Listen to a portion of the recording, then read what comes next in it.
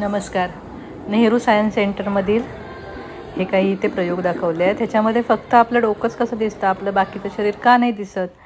जादूगार आपल्या प्रयोगामध्ये तशा उपाययोजना वापरत असतो. हे आहे मिरर मल्टी इमेजेस. मिररमधल्या हे कसं काय दिसतं, अशा कशा येऊ शकतात, त्याचा मुलांनी शोध लावायचा आहे. इथे भरपूर इमेजेस आपल्याला दिसतात. हे आहे हायपरबोला. ही काठी फिरते आणि कुठेही टच होत नाही, त्या दिलेल्या मार्गातूनच फिरते ती.